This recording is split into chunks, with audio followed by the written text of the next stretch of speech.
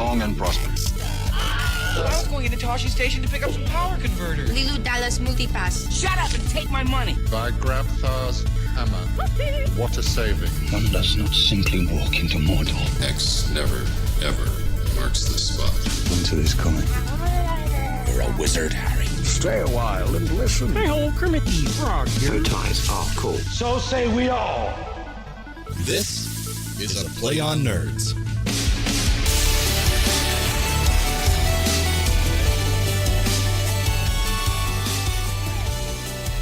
Hello, everyone, and welcome to episode 114 of A Play on Nerds. This episode, we got something special coming up for you. But first of all, I am Jarman. I'm Steve, the other guy, and we're going to co-host whatever you're about to listen to. That's right. This week, we're bringing back Copycat Cinema to do a special of the gamer, or just gamer, versus Surrogates. Would you say it's the triumphant return of Copycat Cinema? I think it always is. It's always the triumphant return of Copycat Cinema. With some truly fantastic movies from 2009 that came out at the same time that are very similar. That's the premise of Copycat Cinema. So if you haven't heard before, you should. The important thing is my movie's better. But we'll get into that later. So it's been like a full almost 2 weeks since we last recorded. So what have you been up to, good sir? Oh, man. Just a lot of work. And we're getting into sort of that busy season. So a lot of stuff to do. But really, I had Dungeons and Dragons for the first time in like 2.5 or 3 months. We finally met. Had just a really beat, terrible, awful session. Oh, no. Okay. So we lost a player right before we got into this big fight. And our DM had let us keep that player's character because we needed their damage and their utility. Like, we had gotten into this situation assuming we were going to have them. And so each one of us has been playing them. So this week I got to play the Warlock Cleric.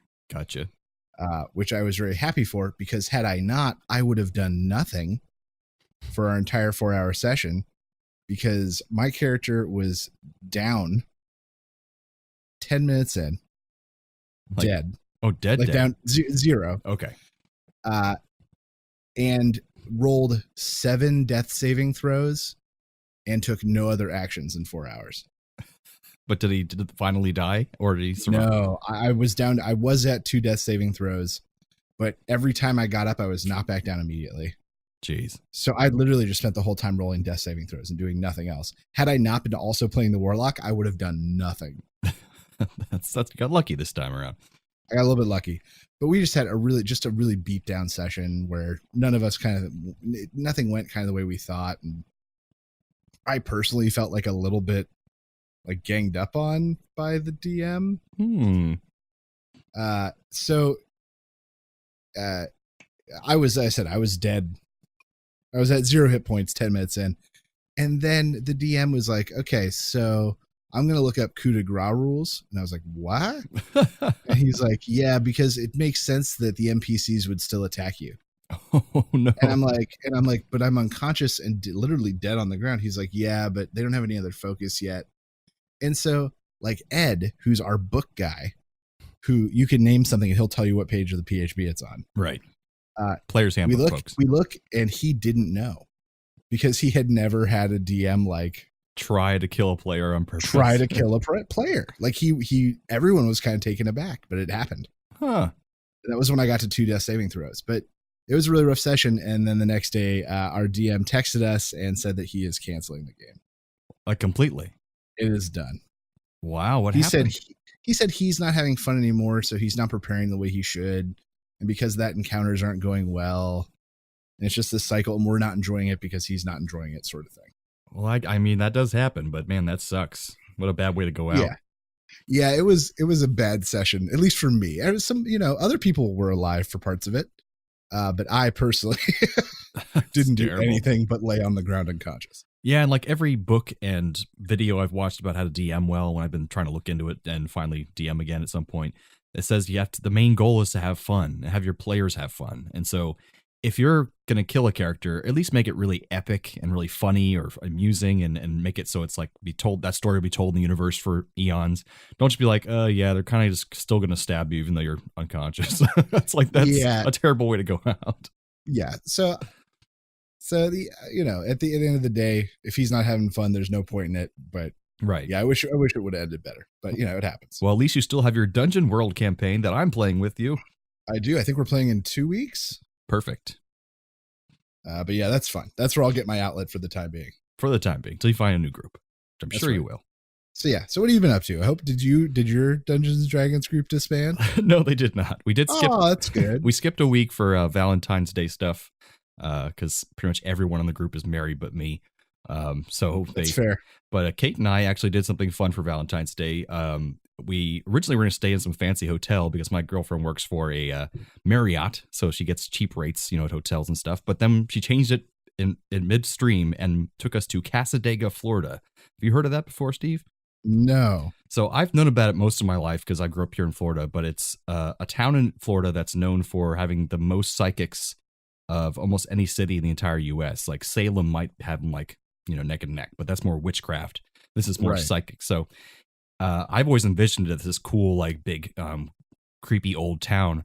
But I get there and it's just like a rundown kind of like almost like redneck community.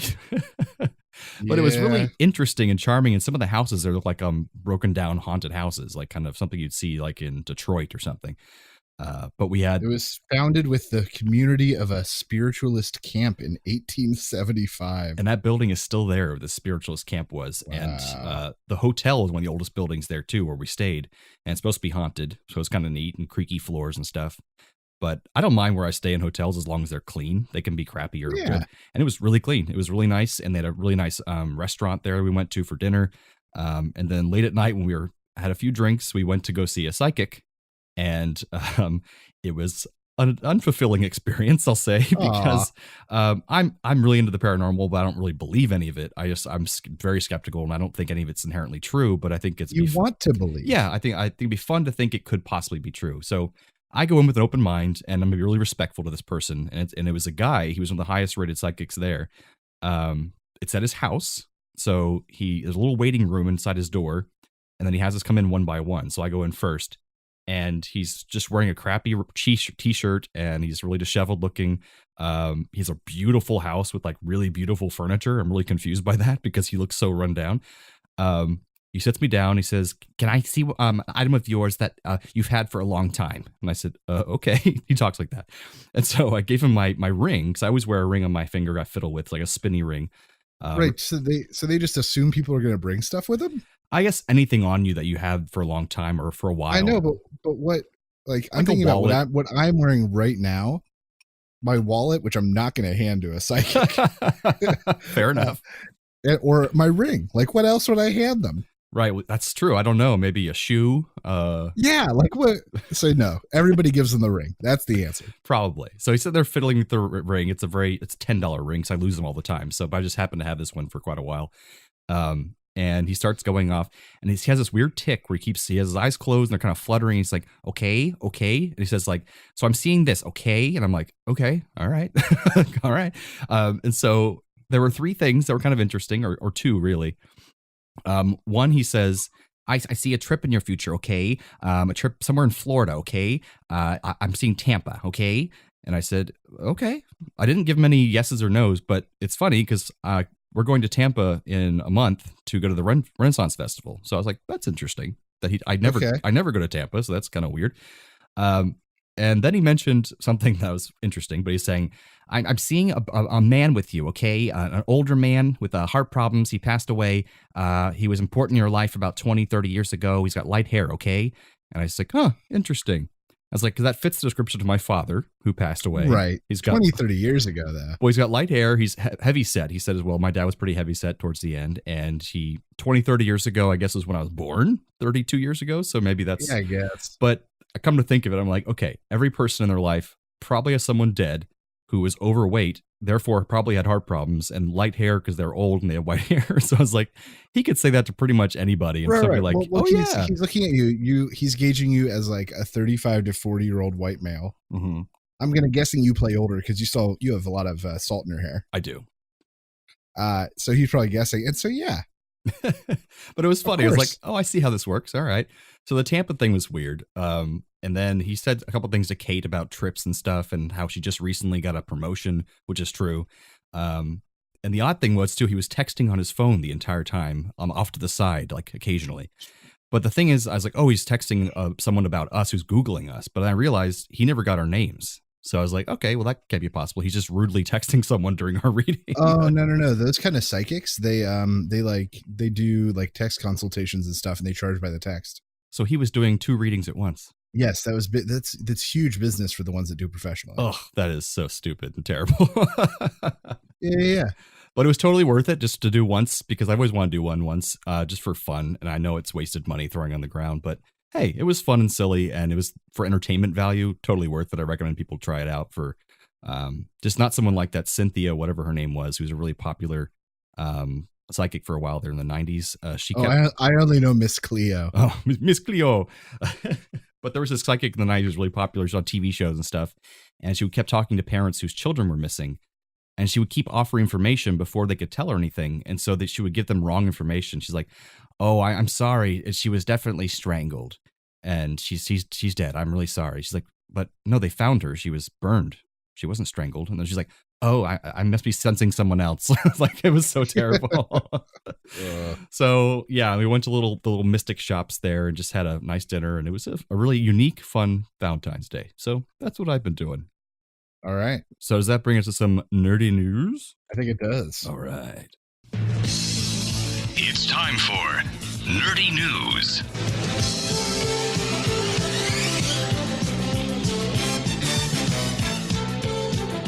All right. What you got for us, Steve? So the cast of Dune has been growing. It has. Like crazy. And some big names have come onto the roster since last we spoke, where I think only like one name was on the roster. Yeah, the French kid. Yeah, French kid. Timothée Chalamet. He's still involved, unfortunately. Oh, I like him. He's a good actor. But other people that just signed on, Jason Momoa, so hot right now. Mm-hmm. Josh Brolin is signed on. Oscar Isaacs is in. Dave Bautista is in. Javier Bardem, Stellan Skarsgård. It's just, they're putting together a very nice cast for this film. What I worry is that the director of this, I'm just now forgetting his name, of Denis Villeneuve, that guy. He did a lot of beautiful films. He did Arrival. He did Blade Runner and Cesario. I think he did Deus Ex Machina as well. Beautiful, smaller films with like maybe a $50 million budget, even lower than that with Ex Machina, which is like 30 or 20 million. And so now he's getting this bloated ass like movie full of stars, giant budget that usually ends up ruining most artistic directors. Like they just become total schlocks to the studio system. So I hope that doesn't happen with this film. I mean, that's what happened in the Isle of Dr. Moreau. Oh, who directed that? I can't remember. So it's this director who, let me see, hadn't done anything except had done a couple smaller films. Probably really nice, beautiful films. Isle of Dr. Moreau, but his name was, oh God, I can't even find it. But they brought in this young visionary director who had just done the movie Hardware, and gave him a giant star Marlon Brando and no control, and sent him off to a super far remote location where nobody could oversee what he was doing in Australia. And things went really, really bad. I heard that whole shoot was just miserable. He went insane. He literally disappeared. They replaced him with a different director like a couple weeks in. He like hung around. It was crazy. There's a whole documentary about how terrible Island Dr. Moreau I heard about that. Highly recommend it. Highly recommend it. It's a great documentary. So yeah, I hope that doesn't happen to this Dune, because I liked the book Dune when I was a kid. It was too dry for me to keep reading. I only read the first one, but it was good. It was just like, this is kind of tough to get through. Right. But yeah, that should be interesting. Yeah. My nerdy news is some sad news for some nerds out there. So there's a guy named Vic Mignogna. Have you heard that name before? No, it sounds like an Italian food I don't eat. Well, Vic Mignogna is originally known by most people as a voice actor. He has over 300 credits in mostly anime, so he's like a titan of the anime voice acting dubbing world. And he's branched out into regular American video games and animation a little bit, a few on-screen credits because he's a good-looking guy as well, but he's in his about 50s now. But the thing I learned who he was from was Star Trek Continues, which was this beautifully made Star Trek fan film series that had a big budget, and they made every frame, every costume, all the makeup, and all the lighting and cinematography look exactly like the original series. Like, it looks just like it. It's crazy. And he cast himself, because he's the executive producer, he kind of made the whole thing, as Kirk. So he plays Kirk. And he has a great rendition of Kirk. It's like not quite an impersonation, but it's like an interpretation of Kirk, but he still feels like Kirk, you know? Okay. And so I loved it. And so I even saw him at MegaCon, the local convention in Orlando. He talked about the new episode, and then he played the episode for everybody and then took questions afterwards. It was really cool. He seemed kind of cocky and full of himself, but I was like, whatever. You got to do that to be Kirk. But now over 40 women have come forward reporting creepy behavior, groping, and outright forcefully kissing them. One woman felt like she was almost going to be raped, but luckily someone banged on the hotel room door looking for them, and they interrupted them as she ran away. So he's been Me Too'd. That bastard. And of course, out of the woodwork comes all the people supporting him, and all men, of course, probably white incels sitting in their mom's basement saying how, it's not proven guilty yet. I'm like, well, okay, if one or two women come out, you should still be concerned and still try to believe them. But if 40 women come out, like, there's just no question. This guy's a total creepball asshole. Right. So even if only 10% of them happened, that's 4 more women than necessary. Yeah. And if one of them are telling the truth about one of the more serious accusations, that's all you need. It doesn't matter. Yeah. One. And so, yeah, exactly. So, I hope we get flamed for this, because one of our other episodes on YouTube that got so many views and listens was the one we talked about Gamergate and talked about those dumb incels who are all like saying, "Oh, yeah," but in that one we like tagged Gamergate and stuff. I don't think anyone's gonna burn us for this. It's true, but I love seeing those creeps come out of the woodwork and try and defend it, and they listen to our whole episode, and I'm like, thanks for the listen, man, appreciate it. Yeah, come on back, you ignorant bastard. But it just makes me sad because people I like and I'm interested in is kind of a weird group of people. I find random people on the internet or nerdy people that do things I like Felicia Day, and then people like Chris Hardwick, Neil deGrasse Tyson, who have also been Me Too'd recently for certain things. And it just makes me sad. I'm like, do I have bad taste in people that just I think are interesting, and then they just become total creepballs? So it's sad. Yeah. So that's my sad nerdy news. Well, that takes us into some dopey Dungeons and Dragons with Steve. Yeah. Let the Dungeons and the Dragons begin. It's D&D. Fighting with the legends of yore. It's D&D. All right, what you got for us this week? I was really bummed out after my D&D group broke up. Oh, so sure. I needed to build something uplifting. Nice. So it was going to make my heart warm. And I went based off of a suggestion we got, I think also from, who was it, Paul Wright? No. I think Peter Hitch gave us a couple suggestions. Daniel Hitch. It was Hitch. He also gave me this one. It's Kermit the Frog. Nice. So I needed to do something that was going to make me happy, and I did Kermit the Frog. All right. So Kermit the Frog, you're going to need to work with your DM, because the race that most closely works is the lizard folk, or the lizard people. Oh, I thought you would have gone with Tortle. From Volo's Guide. Tortle would have also been acceptable. Either one. That's true. Could have gone. And you got to work with your DM for flavor, because a lot of the things that apply to the lizard folk, being able to hold your breath for a real long time, and the weird skin and the like odd tendencies, all work for both. Where you need flavor is they've got a bite mechanic that could easily turn into a tongue. Nice. And they also, as part of the, just get hunter's lore, which gives them nature, which Kermit would have from growing up in the swamp, proficiency, and then animal handling proficiency, which he also definitely has because he deals with all those frogs and dogs and bears and chickens and things. And pigs. And whatevers. Gonzo's kind of like a turkey. So as far as the background goes, he's an outlander. He grew up in the swamp. He doesn't understand all the big city stuff. He gets proficiency in athletics. We know he can jump like crazy high. He does so in the Muppet movie when he's about to be run over, and he does some crazy flip work in Muppet Treasure Island. True. And survival, he's a frog and catch his own food. That's also true. He gets proficiency in an instrument, and that's, of course, the banjo. What else for Kermit the Frog? And then it comes to the class. He's definitely a bard. Yep. From the glamour college, putting on big, spectacular shows, able to inspire people around him. He's going to take a feat. A good feat would be like inspiring leader, which if you inspire your group for 10 minutes, everyone gets bonus temporary hit points. Oh, yeah.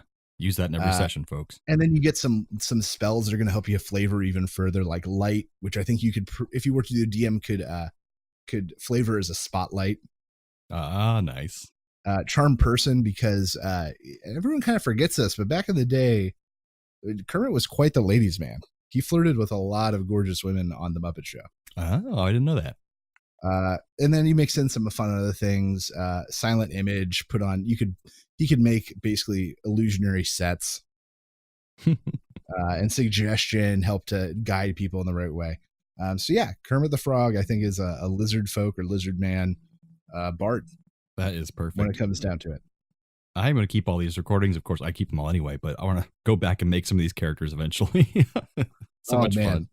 None of them are playable. Almost none of them are playable. Hey, you can find a way with a good DM. That's true.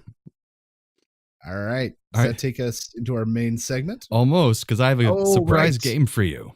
Yeah. So, we're doing copycat cinema of gamer and surrogates. So both Steve and I have a appropriate game on either end of this feature to play for this. So I'm going to go off the gamer route here, and I'm going to play theme songs from, or mostly theme songs from video games, and Steven has to tell me what game it is from. Oh, crap. Okay. Now, sometimes it'll be a little more specific. Like I'll do a couple from one game and you'll say, oh, that's that one part of the game where this is happening. Because you'll probably recognize a lot of them, but some of them might be a little tougher. Crap. All right. Let's see how this goes. I'm excited, though. All right. So I'm going to throw you a softball first. Super Mario Brothers, the original. That's right. The original. I'm going to turn this down a little bit. All right. Now, next one.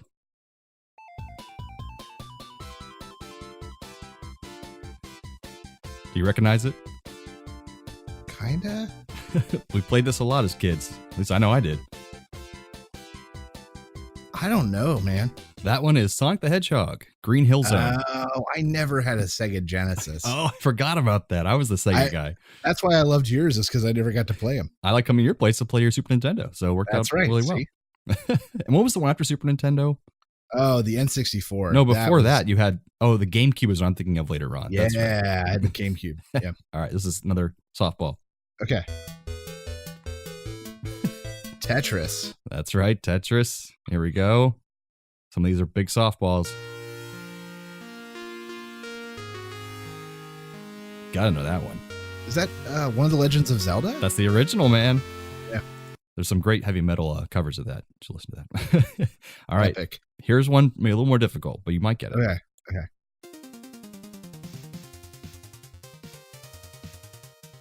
I can't hear anything. Oh, let me turn it up.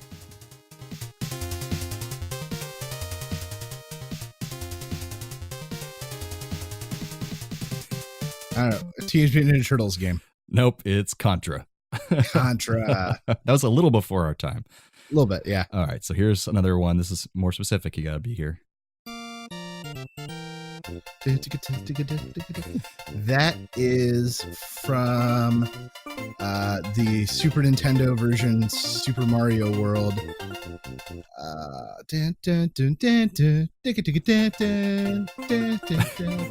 That's right. Super Mario World theme, overworld theme, I guess is what they call it. There we go. But you're right on. Oh, yeah, I can hear the rest of it in my head. Well, here's another one you might not get. Let's see. Okay. All right, here we go.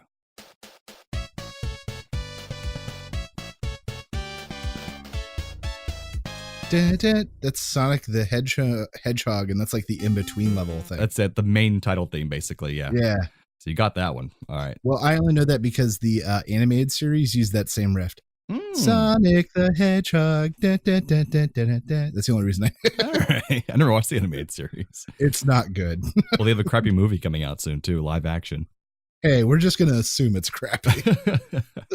So this one I didn't know, but you might know because of your console background. Okay.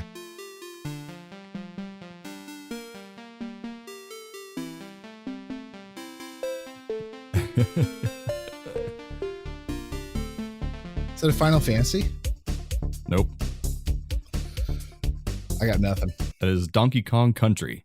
I never got into those games. I never did either. I played that bongo game once they had. It was terrible. All right, here we go. Softball. Okay.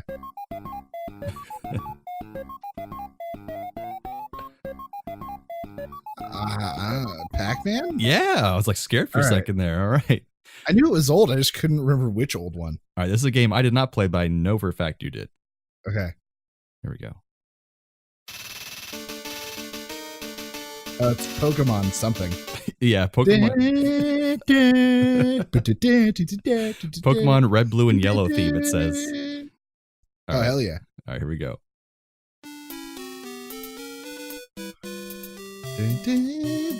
That is the underwater level from the original Super Mario Brothers. That is correct. All right, here we go. It's classic, man. Whoops, it's playing the second one. Hold on. Play that again? It's something from Super Mario Brothers 3. It might be like a transition. Oh, you're off. Oh, I'm off? Yep. Okay, never mind then. It's Duck Hunt. Oh, damn. All right. I'm not keeping track here. There's a. I have 3/8 of a point. Okay, good. This is me rapid fire here. Okay. Shit.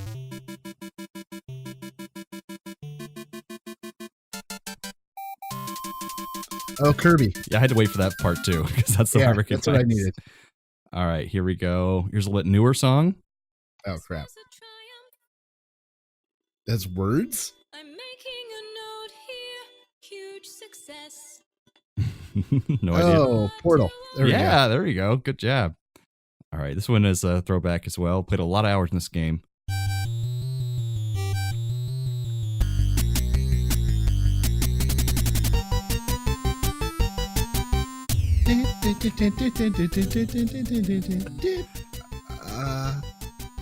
You recognize it for sure. I do.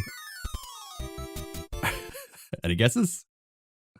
I got nothing, man. Dr. Mario. Dr. Mario. I always sucked at puzzle games like that and Tetris. I'm never good at them. It's rough. Here we go.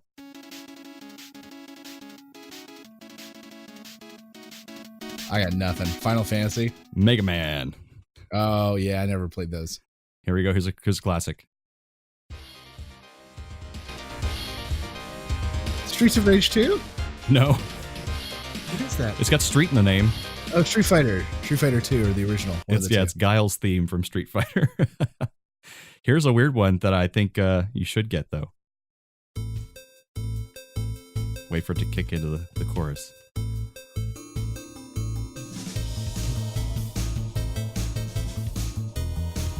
Nothing? This, based on it, I'm going to guess it's Gremlins 2 the new batch. It's Gremlins 2 the video game, yeah. Yeah. Right. They made one of each one. I've never actually heard the music. I was guessing based off of the theme of the music. Right. I wonder if they're actually good games or not. Probably not. All right, we've got 3 more. And we'll be done.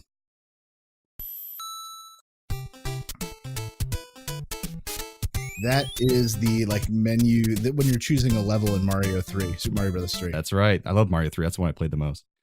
It's so good. And here's 2 you might not get. Okay. Nope, definitely not. That is Double Dragon. Okay, yeah, nothing. Last one I did play this game. I don't know if you did or not. Really young. Okay, that's it.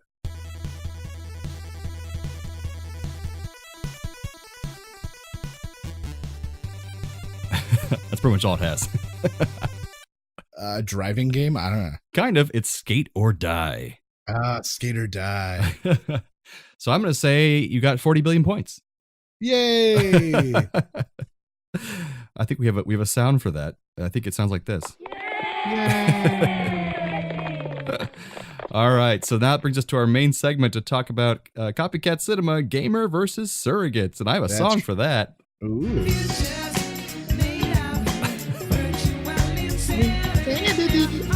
Probably get copyright flag for that.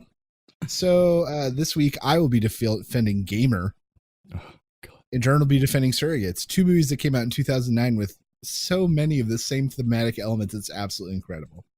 So yeah, these movies aren't exactly the same. I mean, they're both just about in the future and how we go into other people's bodies in some way. So that's kind of the main gist. Right. But the consequence of like not doing things as yourself, or the lack of consequences of not doing things as yourself, rather. That's true. It's the same theme, I guess.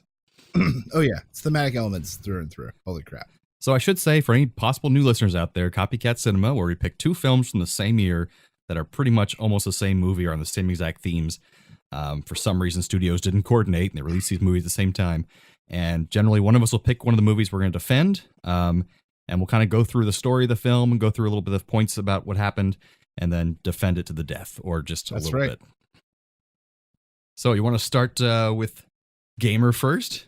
That's right. Okay, so we're in the near future, and there's billboards everywhere with this guy Cable and this game Slayer. 2034. And all of a sudden you're on a battlefield. Guys running with guns, Gerard Butler shooting people and you know, sweating and being dirty. And you kind of get the idea like something's not quite right.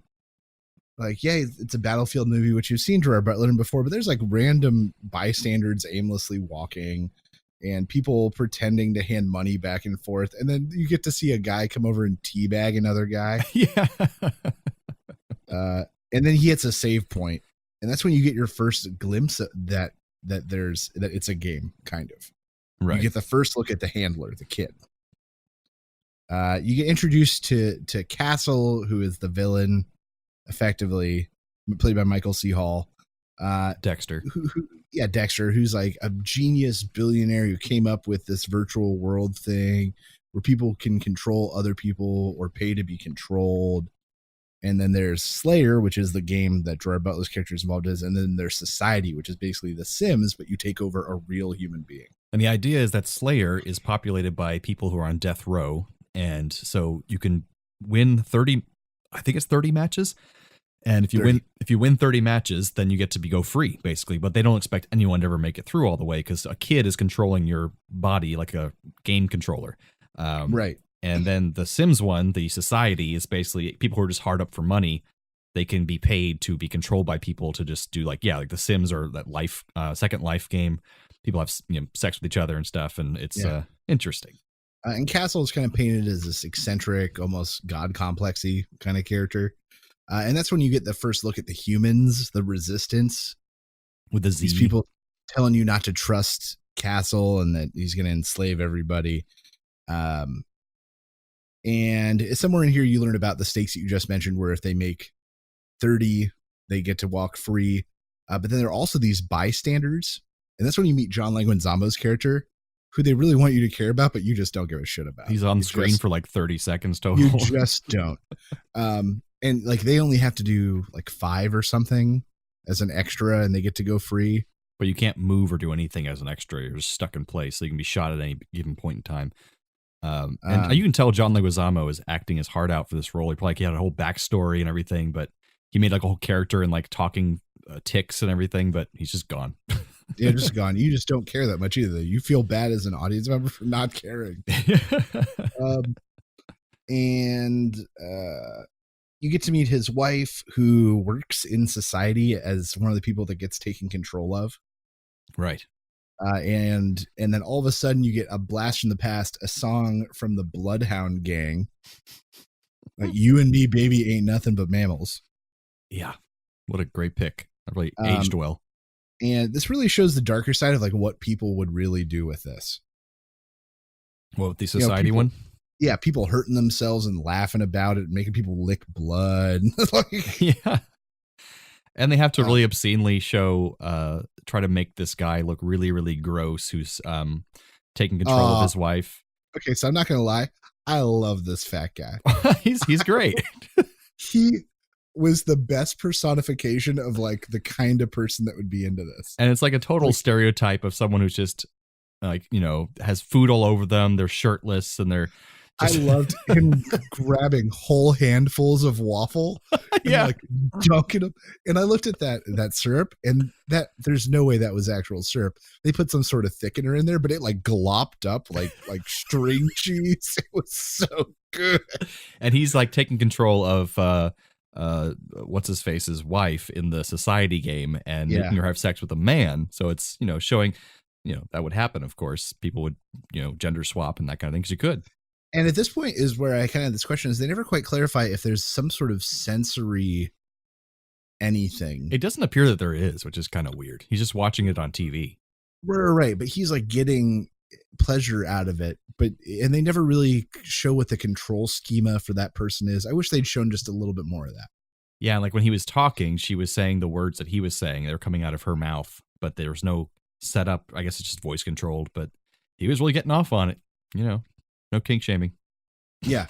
But I love that fat guy. Love that fat guy. It's like total, like, I don't know. It just feels wrong in today's society to have a movie. It's like, we're putting him in here because he's overweight. So that means he's more gross. It's like, that's really offensive. But oh no, us fatties we're gross. That's not true. No, that is absolutely true. You're gross. That doesn't As a fat person, I can tell you we're collectively pretty not okay. I'm working on it though. I encourage all the other fatties to work on it. I have no comment. We can all get there together. You don't have to comment. I can say these things because I am like morbidly obese. Not morbidly obese. Oh yeah. Really? At one point, probably not anymore right now. Good for you, buddy. Yeah. No morbidity. We want you to live a long time. That's right. At least 6 more years. So another Slayer match comes. He wins again. And that's when you really get to meet the kid and you realize he is just a shitty teenager. Yeah, they have the teenager who plays Gerard Butler's character in the video game. He's like the king of this game because he's made his character last so long. And he's totally full of himself, definitely like YouTube generation, like commenting on that. People like offer to pay him money to buy cable, and women are offering to sleep with him. And he says a gay a lot, which makes you want to hate him even more because he's like, that's so gay and stuff like that. So yeah, screw him. I think that's what they wanted, though. I think that they wanted like, oh, this kid is just a shitty teenager. Yeah, I wrote, I guess this means we should hate him. I said mission accomplished in my notes. Yeah. Castle can't possibly let him win 30, so he sends in a ringer, Terry Crews, who's a great part of this movie. He's probably the best part of this movie. I love Terry Crews. Who's just a psychopath. He's just a crazy mad killer who has no controller. And he's in there, on his own. So he can react faster. Because the big thing is, if you were in there without a person controlling you, there's no lag on the commands, so you could be much better. Yeah. So the humans give control over to Gerard Butler to control himself, so that they give the kid ability to talk to him first, right? And they like get acquainted. And then another battle comes, and that's when they get to talk. And then John Leguizamo dies, and you just don't care. You get to see a weird scene that like doesn't fit where his wife gets discriminated against. Oh yeah, I forgot all for about being that. like a society member. Yeah, if she goes for a job interview or something, right? Or I was trying to get custody of her kid back. That's what it was. Yeah, it's strange. Also, on that same note, in the beginning of the movie, for you Star Trek fans out there, we have John Delancey, who plays Q in Star Trek. He plays a random like guy in the company that like the Dexter chief runs, executive or something. Yeah, that entire scene was unnecessary and weird, and that character never came back. So there was literally no point to that scene, and like they wasted John Delancey. I was just really pissed off about that because he's fantastic. And then he's in this thing, and Terry Crews ambushes Cable, Gerard Butler's character at one point, and then I don't understand what happened. So they specifically said that they wanted Cable dead. Right. That's what happened. And then he's about to fire his gun, and then clearly someone stopped it from happening. And then somehow stopped him from killing him with a piece of pride. But like, I didn't understand what happened there. Yeah, I mean, I guess there's an idea that since they when the kid gets better and better at the game, he uses real cash to buy upgrades for his character. And so I'm guessing that could mean that the guns and weapons are tuned into a computer system and they're, labeled and serialized. So someone could, in theory, hack in and stop that gun, but we didn't see any of that. So we have no idea what happened. Yeah. It's like, and then not only that, but then he had him on the ground, and then like 3 guards come to restrain Terry Crews's character. Yeah, and I'm like, if they wanted him dead, why wouldn't they just let that guy kill him? That was weird. I did notice that because as soon as they took his character away, the guards came back for Gerard Butler, and were like, he's like going to have to fight them. So they weren't on his side. That made no sense now that you mentioned it. Yeah. But your movie's great, Steve. It's a great movie. Yeah. Oh, it's a great movie. So now he's back in for his 30th match. Right before he goes out, he drinks an entire bottle of vodka. Right. And he doesn't explain why yet. Goes out stumble drunk and gets through the maze. The kid lets him off the chain so he can finally act on his own. And he finds a truck, throws up the vodka into the gas tank, and then urinates in it. And that somehow can make the car drive. And it's able to start the truck. He gets away. The scene with the 2 plows was like the worst chase scene in the history of cinema. It was plows? Yeah, because it was plows with the blades on the front. Oh, right. So these 2 plows are behind him. So let's start with that. He's in a much lighter, faster vehicle that would have no problem escaping 2 giant snow plows. They make this big deal of showing them throwing cars out of the way, but they're all behind him. So it's not like anything's escalating for him. There's no race. They're just race knocking stakes. cars around. Right. And then one crashes into the other. I was like, oh, that didn't go anywhere. Oh, I have to mention, so the writers and directors of this movie, this duo, they're the only thing they've ever done before that was any significance was the Crank series. And so that makes a lot of sense with that whole scene where he gets drunk really fast and has to run with the booze, and it's kind of comedic. That's the only part of this movie that was kind of comedic, and it was because the same thing they'd done in Crank a million times, so it kind of worked in that way. And then Cable gets pronounced dead, and it ends up he lived. He meets the Resistance. They go and they find his wife. They try to help free her. Meanwhile, he's running from them, and he beats him and Terry Crews have like 3 more fight scenes somehow. Not very good fight scenes.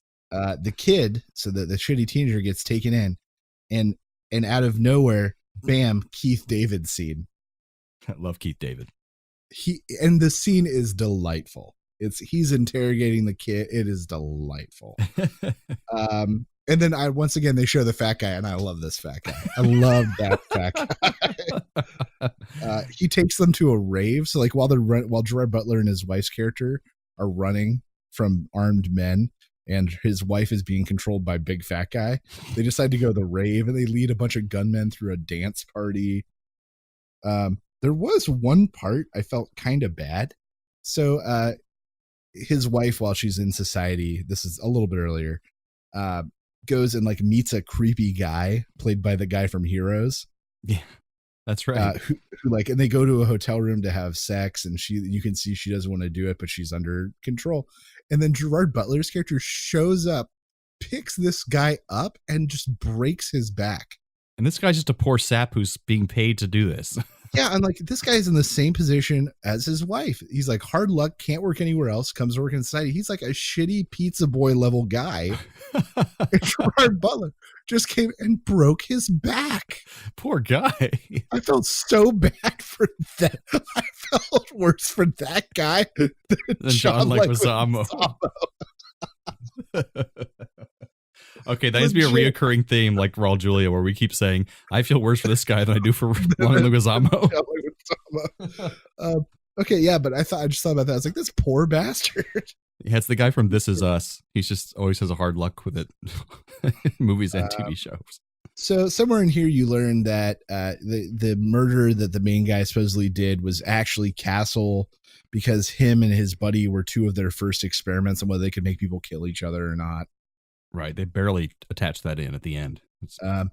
Yeah, they really throw it in. Cable goes to confront the main guy at his like base and makes it inside. And then comes the most self-indulgent, weird musical number that has maybe ever been put into a film. It is so self-indulgent. Because basically, I got you under my skin. Oh my God. Yeah, Castle can control all his servants, I guess. And so he puts on a show for Cable, show him how powerful he is by making all of his people do an organized dance number in front of him before they fight. It's like, what the fuck? Yeah, it's crazy. And it's so out of place and really like stops the ending of the film. So Terry Crews is there, comes out for one final fight, and goes out what I think is he's like a punk. He goes out like a punk. I forgot what happened to him. He like gets his neck double broken. So Terry Crews goes down kind of unceremoniously. And then comes like the final fight where Castle has brought his wife and daughter out so that he can make Cable murder them. Right. And then Cable takes control and like goes and tries to murder him. And here's something I didn't understand about this is that the whole idea of that Castle is that like he didn't need to be physically imposing. He had all these people working for him. Right. He had all these henchmen. Why did they then decide to like make him take his shirt off and show how jacked he is? Yeah, that doesn't make any sense either. I mean, it's like a 1990s video game mentality that the millionaire, like a Lex Luthor type, would take their shirt off and also be buff and fight you fist to fist at the end of the movie or the end of the game. It's like, that doesn't make any sense. But yeah, it is gamer. It's like a weird donkey kick at one point that like can work in no actual fight. It's like Kirk move, basically, from Star Trek. And in the end, Gerard Butler goes and he's trying to stop him. But then the hackers boot in the signal and it's the kid who is coming to take Cable over to help him finish him off. That's right. And they stab the shit out of Michael C. Hall. And Gerard Butler just gets to go free. And there seems to be no repercussions for anyone about anything. Yeah, I wrote a terrible, stupid, inconsequential ending, very anticlimactic. Could have been so much better. Where are they driving to? Because they get into a car, him and his wife, and just drive off into the sunset. Where did they get that car? That's what I wrote for yours, minus the where are they driving to. Why did they cut to a heavy metal music so quickly? Is what I also wrote down. There were a lot of cuts to heavy metal music in So not once, but twice in this movie are slow motion action sequences played to Marilyn Manson's "Sweet Dreams." That's what you're getting yourselves into. Dreams are made of the man. So that's what you're getting into if you watch this film. Oh, you're so grungy. Take a shower. That's the problem. Is this?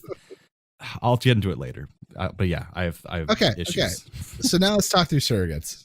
So Surrogates, we have Bruce Willis starring in a film about in the near future in 2009. This would have been 2017. It was set in, which we've already passed. Nice. But we're basically within 14 years of this movie coming out. They're saying that people will be in these androids that look just like humans, but are stronger, faster, extremely good looking, stay young forever. And so no one really leaves their houses anymore because they go out as a surrogate and it's perfectly safe. And crime has gone down because, no one needs to commit crimes anymore and they can't really kill each other because they're all robots. And they explain all this very quickly in a very quick montage of news things and that kind of thing. And James Cromwell is from Star Trek New Contact, or First Contact fame. Yeah, Trek Connection. Yeah. He plays the guy who created all this company, VSI. And the directors of this film, you should know ahead of time, are he made such great films as Terminator 3, Rise of the Machines, and a classic, and Breakdown with Kurt Russell. And that's it. That's definitely a movie. And the two writers made these gems, The Net with Sandra Bullock. And that's a great movie. And also Terminator 3, Rise of the Machines. It's a double kill. And I say one note before we continue as well. My last year living in Boston, because I went to Boston University, they were filming this movie there.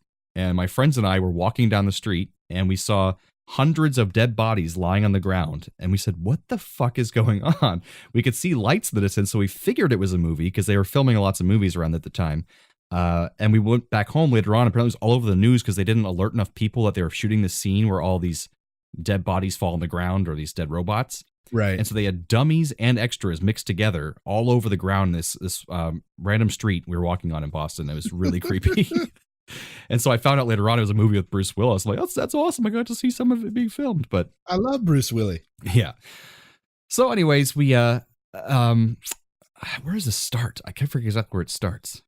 It starts with a rich yuppie white kid in the back of a really nice car. That's correct. And before that, we learned that there's a guy called the Prophet, played by Ving Rhames, who is the kind of like the humans in the last movie, where he's against all this technology and humans using surrogates to live their lives. So they have these little communes across the United States, kind of like reservations, where humans that don't use robots or a lot of technology, they all stay there together. And he's trying to lead like a political uprising to stop this movement and go back to the way we used to be. Right. So now we have what we find out is James Cromwell's son in a limousine, supposedly going to the opera, but he tells the driver to take him to a club. So the cool scene in this thing I liked a lot was he goes to the top of the second floor of the club. Everyone's dancing downstairs, techno music, and he just free falls down to the bottom and slams to the floor and then gets up and starts dancing because he's in a robot body, so he can do that. Right. He can do whatever he wants. Yeah, so it's pretty cool. Meets a lady, goes outside, and then all of a sudden, a guy on a motorcycle pulls up, something bright flashes, and all of a sudden, they're dead. Yeah, like their eyes explode and yeah.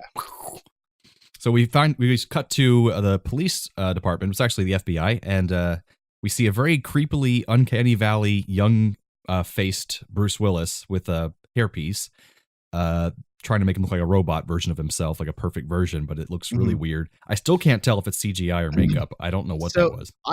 This is something I did not care for here, is that everybody else kind of got these subtle looks where they made everyone smooth and their color was a little bit off tint, basically, and that's how you could tell the like reals versus the surrogates. Right.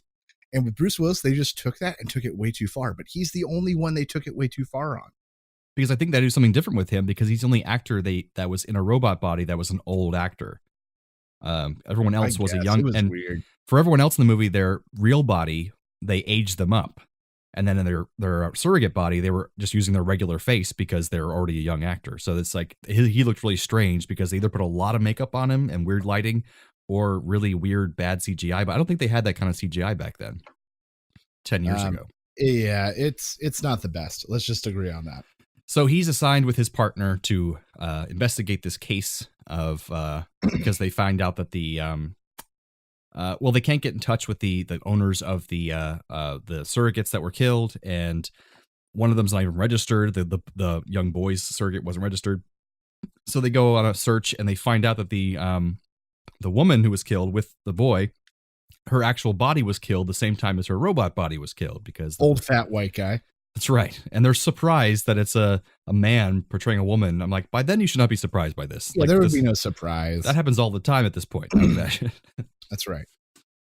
And then somehow they trace the other body back. It's when a young man at a university is found dead from similar circumstances. And it turns out it's the son of James Cromwell's character. Right. Who was using, as they arrived to meet him, not his own surrogate. He was using one of his father's surrogates. Which we don't find out till later. But yeah, that's a big no-no. Apparently you're supposed to like have your own assigned surrogate and that's it or something. No, you find it out when they go to interview him. Oh, later on, yeah. When they go to interview. Oh, that's not too far from now. That's true. So they go to interview, because they find out it's his son. They go to interview James Cromwell, and he's just like, you need to find who killed my son. I know I have these illegal surrogates that my son uses, but hey, I created these things. I can do what I want, kind of thing. Yeah. Some rich bitch. Yeah. And so they end the interview as him like basically yelling, and then he starts crying in real life and pauses his surrogate. Yeah. And then we have, they find out who was in the video of who originally killed his son, and they find it's this like just common criminal. So Bruce Willis goes chasing after him. They finally track him by helicopter. He shoots the crazy surrogate killer gun up to the helicopter, so the helicopter's crashing right into the reservation where the guy was running to, where all the prophet and all his people are. Yeah, where all the non-robot people are, and they hate them. And as soon as Bruce Willis is there, they're all after him. There's like a mob forming to take out Bruce Willis's surrogate, which is now missing an arm. That's how they can tell he's surrogate too, because he's got like an arm missing and it didn't even face him. There's a pretty good chase scene, which I thought was pretty good. Yeah, because they show how the surrogates are powerful. They can just jump like almost like Superman back in the day would just make tall leaps, Yeah. Chases him down, finally has him cornered, and then bam, gets shot with a shotgun and destroyed. And so then his surrogate's out, and Bruce Willis's has to face the cold, harsh reality of being real. And he's in trouble with his bosses because he crashed an airplane or a helicopter into the protected human reservation zone where robots and stuff can't go. So he's in trouble. He has to take a administrative leave. Give me a gun, your badge. So he goes, there's a little bit of a fun scene where he goes and like almost rents a new surrogate, but decides against it. And apparently in that scene, a couple of these surrogates standing there were porn stars. Oh, I'm sure. And then he decides that he can go and investigate better because now that he's not a surrogate, he can go to the reservations and he can go try to find this guy. Right. So he goes in and pretty stupidly for an FBI agent, just like immediately approaches the prophet himself, Ving Rhames. I want to talk to the prophet. And these 2 guys just beat the shit out of 3 guys just beat the crap out of him. And he's like, get out of here. So he has to leave and he's all beat up now. Yeah, he gained nothing. Just nothing from that interaction. Meanwhile, back at the ranch. So this whole time, his wife is basically addicted to being in the surrogate body and never leaves her machine. She wants to stay in that surrogate body all the time. He misses her. He wants to see her real face. Apparently, their kid at some point died in a car accident. She was injured in her face from the car accident, and she has health problems because of it. She's taking lots of pills, so she doesn't like being outside of the machine, and that causes tension. Yeah, and stuff. He goes to the hospital because they're getting beat up and stuff. And his wife thinks he's still going to be in the hospital, but he wants to go do investigations into the whole case. So he goes home and she's there with a bunch of people partying and they are, using robot drugs. Yeah, it's like a robo-bong. Meanwhile, on the other side of town, I think it's that night, his partner, who's in her pod, gets shot to death. Yeah. And then suddenly the bad guys now have her surrogate. Yeah, they've basically hacked into her and she has access to FBI files.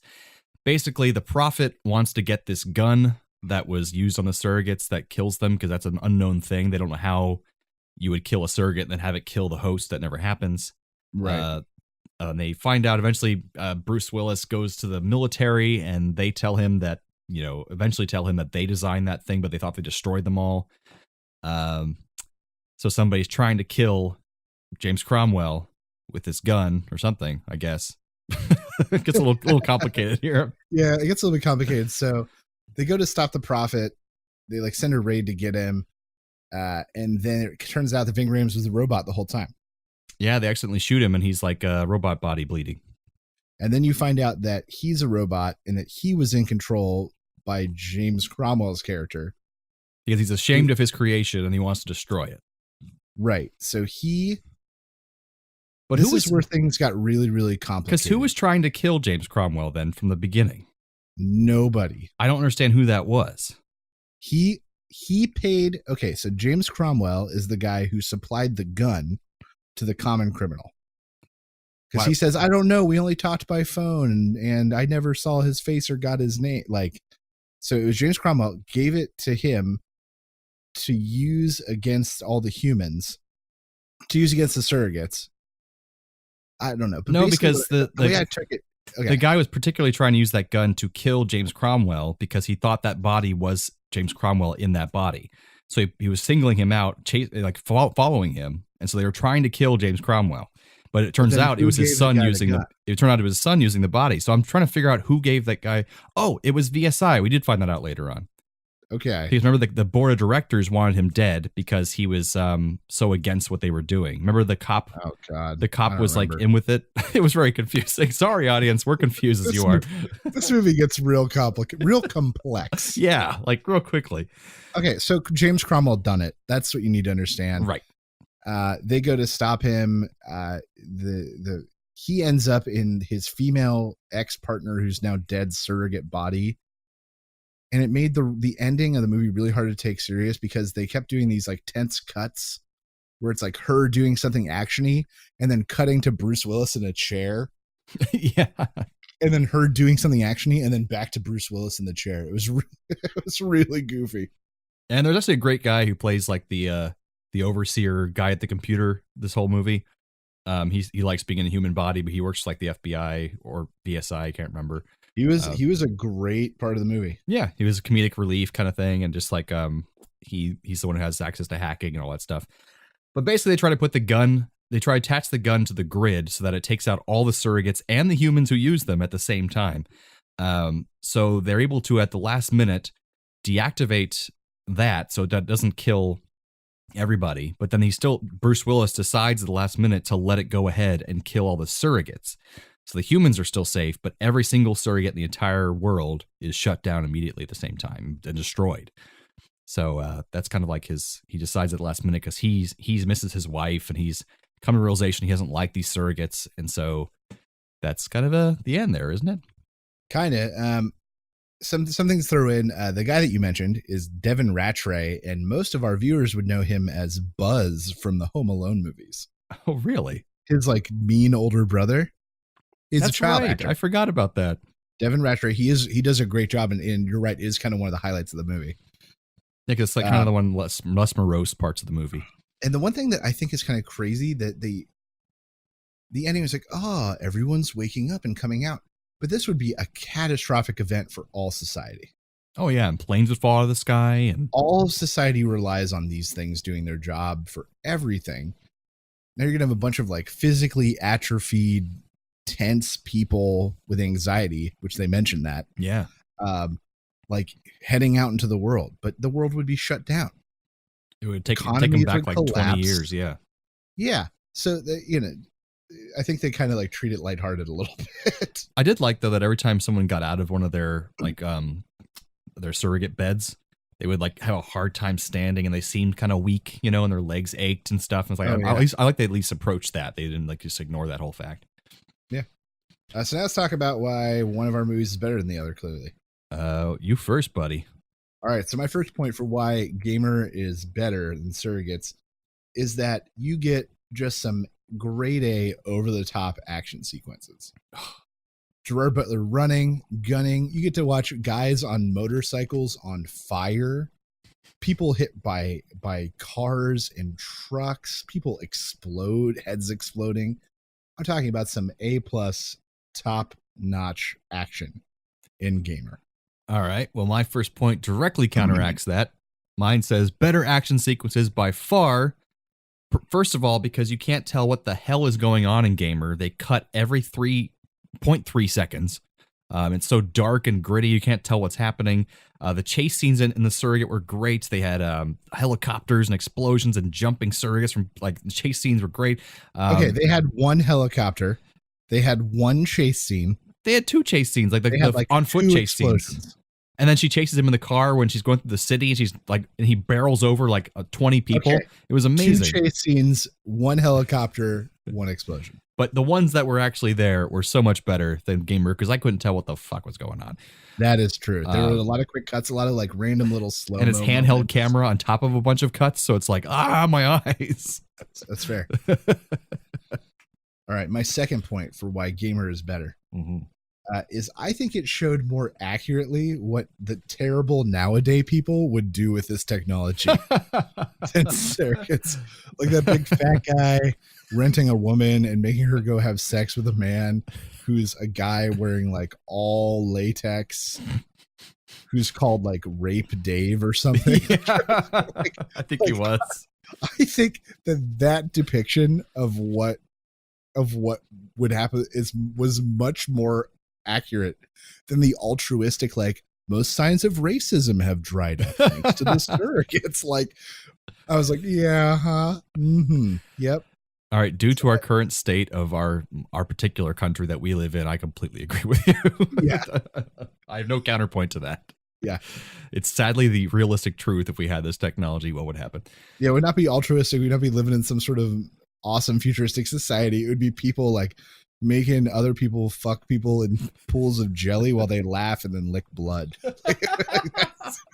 Because humans are terrible. Humans are terrible. God. You add the anonymity of the internet to that. Oh, my God. We would all be eating waffles dipped in syrup. I want that fat bastard to feed me a handful of waffles. I wanted to dunk him in that slime first, though. All right. My second point, I'll say Surrogates got its tone better.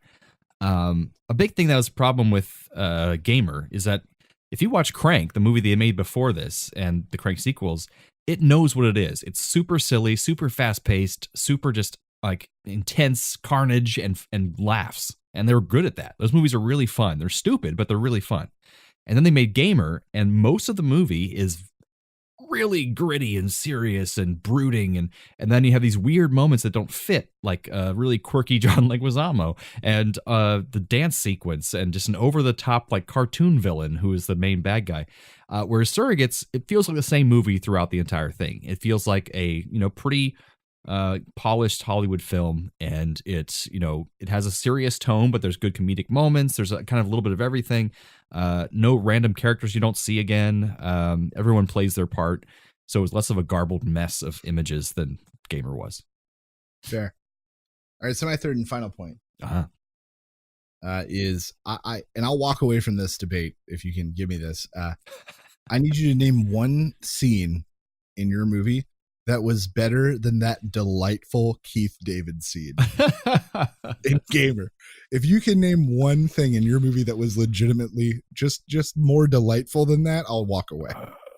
That scene with him and the kid and the nut butter like back and forth was so good. Was so good. What did he say at the end there? I forgot. Like it makes pistachio butter. Yeah, it's delicious, man. You gotta try it.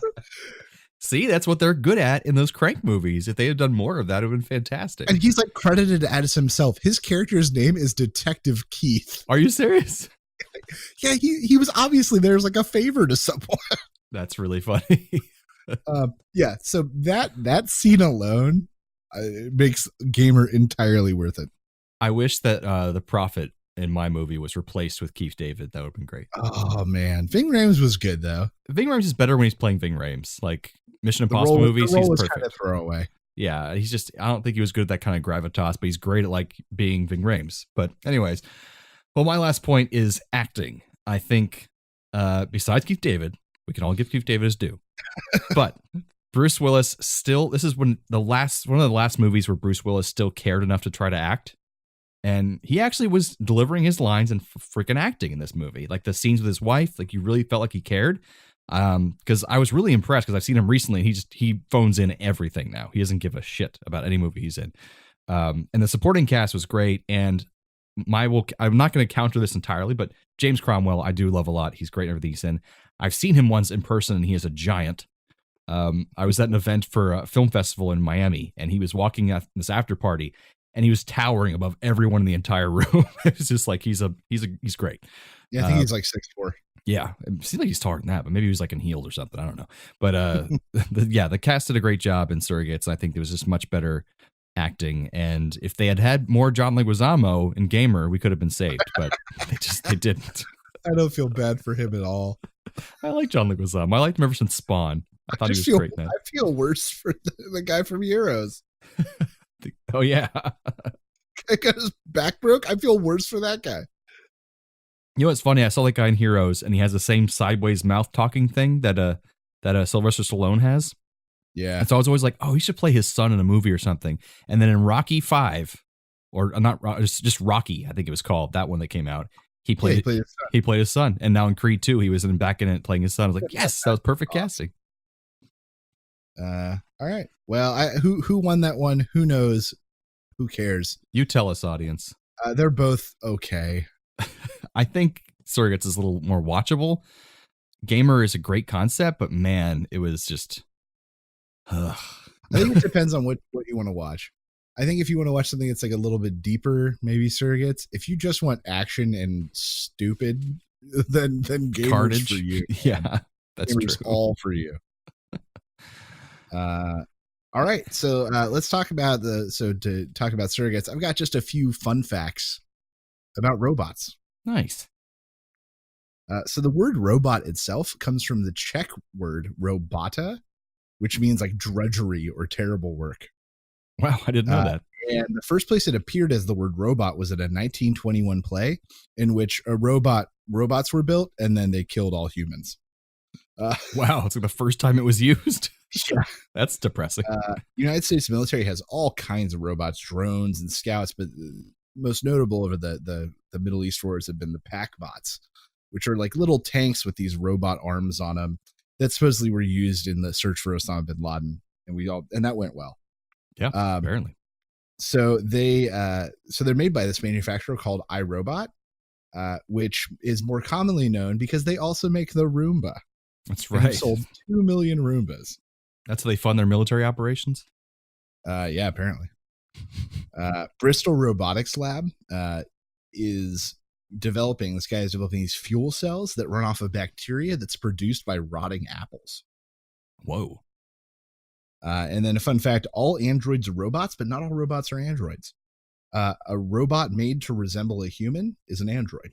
Right.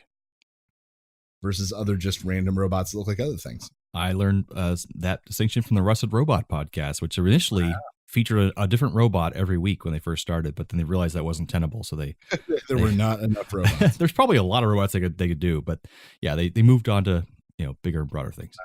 And with Japan's demographic growing rapidly and rapidly older, there's companies investing huge amounts of money into care bots. Yes. Who, go room to room and distribute medication and check vitals and do these sort of things. It's important. Yeah. And they have that, they can lift you off your bed and stuff. Oh, there's all sorts of one. Yeah, all sorts of stuff. I wouldn't want one to, because if that thing's miscalibrated, it's going to break me in half. That's in half. Yeah. Accurate. All right. Well, yeah, those are just some fun facts to take us out of our copycat cinema. And bring us right into some trailer reviews. Here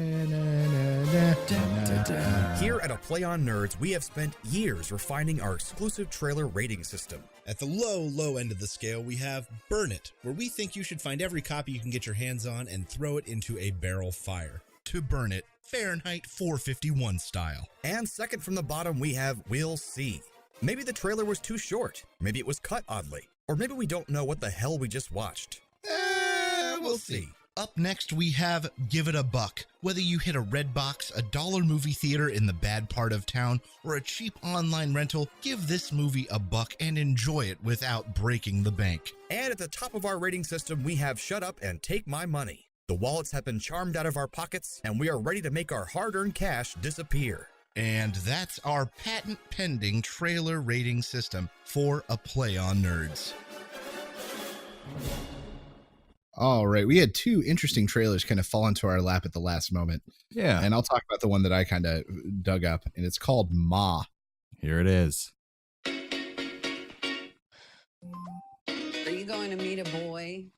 No sex or booze. Okay. Woo! Maggie came to party. Let's get filthy. What you sipping on? I got you talking crazy. Excuse me, can you buy some booze for my friends and I? Not interested. Please? Hell. Ooh, there's my girl. This never happened, okay? Thanks again for doing this, ma'am. You guys want to party like rock stars? Follow me. Let's get drunk! The bar is open. What do you think? We don't know this chick. It ain't much, but it's all you. Cool basement. You're free to do whatever you want down here, but nobody go upstairs. This is so sick. Welcome to Mars. What? Love Ma.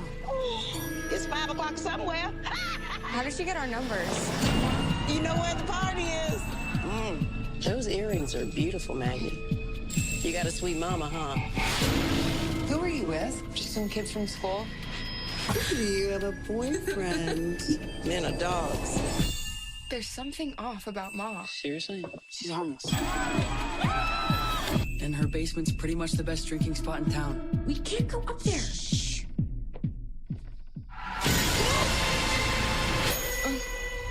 What the hell? Thanks for these earrings. What happened last night? You don't remember, do you? Are you guys mad at me for something? I don't want to hang out at Ma's anymore. Don't make me drink alone. Don't make me drink alone. Max, I want you to meet someone. Nice to meet you, Maggie. We went to high school together. Why's my son You smell just like your daddy. spending time at your house? Hey, guys. That bitch is crazy. Probably something wrong with me. How does it feel to be on the outside looking in? Let's get this party turned up. What are you doing? This is the most fun I've had in a long time. All right. So if you can't tell from the audio, basically what's happening is, you want to describe, Steve? Yeah, it's about kids meeting this woman who invites them back to her place to drink, and she ends up being weird and stalking them and getting information about them and holding things over their heads. I think it looks very interesting. It's got Octavia Spencer, is that her name? Yep. Who's a great actress and a lot of fun to watch. I think this trailer really suffered from showing us way too much. Yeah, we know like the whole movie now almost. Way too much. Either that or there's some huge hook that we don't know. Yeah, because like I think it looks like a really unique plot like that we have not seen before. Like a random woman supplying drinks for her teenagers in her basement, and then she's stalking their parents. Or she had gone to high school with them and she's still like obsessed with them. And that's like really interesting and different. I've never seen anything like that before. So, but yeah, I'm excited. It'll probably give it a buck for me. I'm not going to go see this in theaters, but if it shows up in Redbox or on iTunes, I'll definitely check it out. Right. I'm doing give it a buck as well, because I love watching horror movies in general, and I only watch them at home unless random people want to see them with me, but no one wants to see horror movies with me. So that's what happens. All right. So our next movie is something I'm excited about. Really short trailer here, especially when I cut it out just to the dialogue. It's for Tolkien. Tell me a story. It's a story about journeys. The journeys we take to prove ourselves. It's about inventions. It's about potent magic. Magic beyond anything anyone has ever felt before. About what it means to love and to be loved. About courage. It's about fellowship.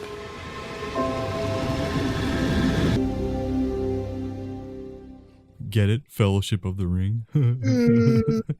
So I have to say that I've been in love with Tolkien since Steve's dad introduced me to Lord of the Rings in middle school at a bookstore.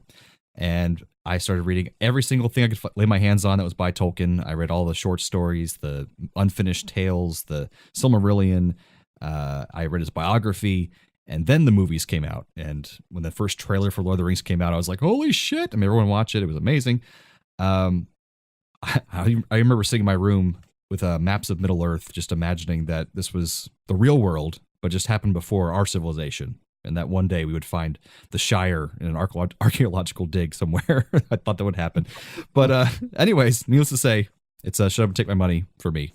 Because I'm just really glad that it actually looks like a good movie, too. Yeah, it just looks like the biopic about J.R.R. Tolkien and his time in the war and the environment that he was in that influenced the world that he created. I think it looks really interesting.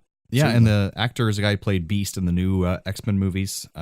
Oh, that's right. Who was dating Jennifer Lawrence for a long time there. He's a good actor. Yeah, but I'll give it a buck. I won't go see this in theaters, but if it shows up on my TV screen, I'll be happy about it. Oh, it's a Shut up and take my money. From me, for sure. But yeah, it looks like it's well made, and just the story of his life. And he's kind of fascinating life. I mean, he was a linguist, and that's kind of why he made those books in the first place, because he wanted to make a history for his elven language that he created. So he made this story after making the language, which is crazy. He's just a fascinating character. Anyways, so that brings us some radical recommends. Radical recommends. If you have the means, I highly recommend picking one up. What do you recommend I do? I recommend pleasant. All right, what you got for us this week, Steve-O? All right, so this week I've been watching some like random YouTube stuff. A few weeks ago, it was the Canada Ants guy. Yeah, that's right. This week, it's a different guy who has a very specific interest, but because he's so passionate about it, it really gets you into it. It's a guy in his YouTube. You can find him at Steve 1989 MRE Info. Good name, Steve. Not the smoothest name, but you get all the information you need right there. What was it one more time? Yeah. Steve 1989 MRE Info. Okay. And MRE means meal ready to eat. And what he does is he finds military rations from all different points in history and different countries, and he opens and reviews them with what's inside of them. Fascinating. He opens modern stuff, and you get to see some of the crazy freeze drying techniques and the reheating techniques. And they've got these bags where you open up, you put a food bag in it, you pour water in, and the water activates something and cooks the food. Like, it's incredible, some of the stuff in the modern ones. And then he opens up these really old ones, and you get to see candy from companies that haven't been around in 90 years. Oh my gosh. In perfect condition. in these little tin cans they've been sealed in. So you can still eat it? Some of it, yes. Some of it he does. He eats as much as he feasibly can. Right. Safely. There's some stuff where it's like rancid and he won't eat it. But yeah, he eats chocolate. He loves powdered coffees. Like that's his big review is he always wants to know how the coffee is in any given MRE. And he loves it when they throw in things like little survival things like matches or portable stoves. And it's just really cool to see this ingenuity of what people have come up with to keep people alive over the years. Yeah, that's fascinating. It's just a random, very niche subject. Oh, super niche. But and he talks about you can see weird foods from other countries. Must cost a fortune to buy all these things, to find them. Maybe some of them are clearance, but some of them are certainly vintage. And there are ones that he opens that you can clearly see he regrets opening. Like there was one he opened that was it was a lifeboat ration, and inside were basically these rolls of Charms candy. They make the blow pops still made by Charms. Okay. But this company, and they are in perfect condition from like 1908. The wrappers are still immaculate, like in no age because they've been protected from air and light. It's like he's opening these little time capsules in some cases. That's what it feels like. So I recommend him once again, Steve 1989 MRE info. I recommend check it out. He's got all sorts of fun stuff. You get to watch him review opening up MREs. Awesome. I think our buddy Patrick would really love that too. That's something he'd be really into. That's great. Well, this week for my Radical Recommends, I've been binging Oscar films. The Storks have handed me a lot of them. I'm trying to watch all of them before it happens. I think this coming weekend on Sunday. It just stinks. It's my birthday week this week. So I'm kind of like doing lots of things for a birthday party and all that jazz. So I'm having less and less time, but I've gotten through most of them. Only a few I have left. So I'm just going to go through real quickly. I usually watch every year the ones nominated for Best Actor, Actress, Supporting Actor and Actress, Screenplay, Original Screenplay, Director, and Cinematography. I sometimes try to get through, but I get through all of those. So Vice, I saw, it was just meh. It was all right. Okay. It's just a story about our Dick Cheney, and it's not anything groundbreaking. The Wife with Glenn Close, actually very good. She does a wonderful performance. It's a character piece all about her. But it's moving. It's interesting. It's basically about her husband wins the Pulitzer Prize, the one for literature, whatever that one is. The big one. And how she's having to live through him and instead of having her own life, and it explores that. It gets some interesting points. Star is Born, Lady Gaga, the what's his face? I love What's His Face. Yeah, that guy. But Star is Born with Lady Gaga and What's His Face. It actually was really good, really moving, entertaining. Not the best movie in the world. People are way overblowing it, but it was actually solid and entertaining. Recommend it. It's a third time remake. They've made 3 remakes of this. Wow. But it's very different than the others. Can You Ever Forgive Me? Melissa McCarthy in her first really dramatic turn. She plays an actual historical figure, an author who was failing. And so she started forging letters from famous authors of the past so she could sell them to make money. And she did this for a long time until she was caught by the FBI and eventually, arrested. So really, it's actually really fun. Good story. It's still comedic, but it's her dramatic turn. It's a good role. At Eternity's Grace, it's Willem Dafoe playing Vincent van Gogh. Okay. Very boring, slow slog. He's great in it, but it's a boring, slow movie. And I'm usually pretty good with those, but this is slow. But slow. Bohemian Rhapsody, the biopic of Freddie Mercury. Not very good. I think the problem is Freddie Mercury sucks. What's his face from Mr. Robot? He's good at Mr. Robot because he plays a guy with no personality, but he can't play Freddie Mercury, who's got all the personality in the world. So terrible casting choice. Sacha Baron Cohen was going to play it originally, but just negotiations fell out. He would have been great in that role. So it was decent, but not very good. If Beale Street Could Talk, it's a movie about a woman, black woman who gets pregnant in the 60s. She's like 19, but her husband gets falsely accused of rape, so he goes to jail. Very heavy, very slow moving, very pretty movie to watch, but overall just First Reformed, Ethan Hawke playing a priest who gets obsessed with climate change. All right, it's pretty good. Great performances, kind of depressing. Ballad of Buster Scruggs, we talked about before in this. I think I recommended it before. That's up for like a screenplay, original screenplay. Fantastic. Watch it on Netflix for free. Oh, I loved it. Yeah, just loved it. It was so good. Glad it's up for something. Yeah, original screenplay. It's up for that at least. I wish it had more because it deserves more, but that's what it is. Then Green Book, which is my favorite of all these so far. That's with I can't say his name. Mahershala Ali, I think that's how you pronounce it, and Viggo Mortensen. Okay. Mahershala Ali plays a classical pianist back in the 60s, early 60s, I believe. And he makes a lot of money in the North because living in New York and stuff like that. He even lives above Carnegie Hall. This is a real person who existed.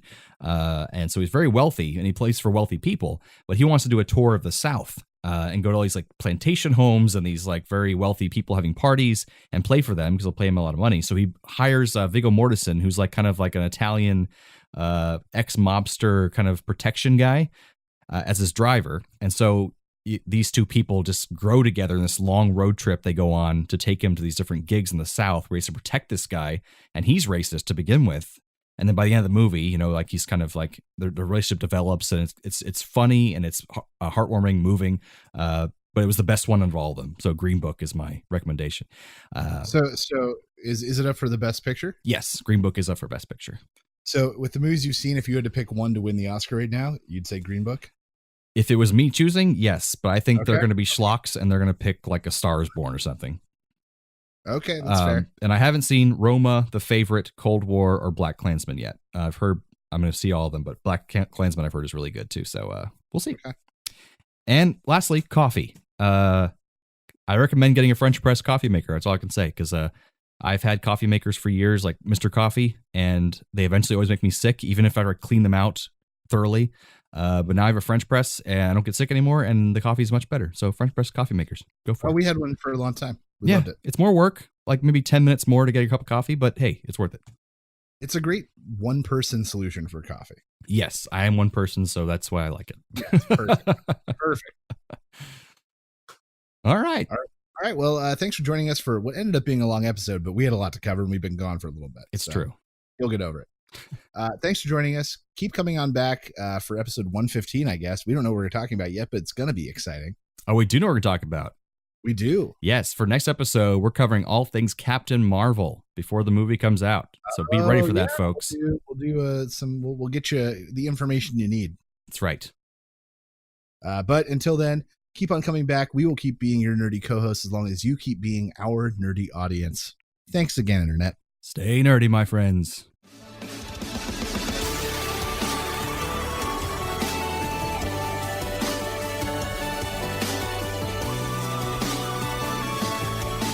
Thanks for listening to A Play on Nerds. Find all of this content and even more nerdy news, reviews, and fun at www.aplayonnerds.com. Be sure to like us on Facebook and follow us on Twitter so you know the exact second we release new podcasts, articles, and other nerdy content. We know you're impatient. Subscribe to us on iTunes, Podbean, Buzzsprout, Podomatic, and whatever the hell else you use. Also, please leave us a rating and review on your chosen podcast platform so we can be discovered by even more nerds like yourself. However you do it, check us out. And how.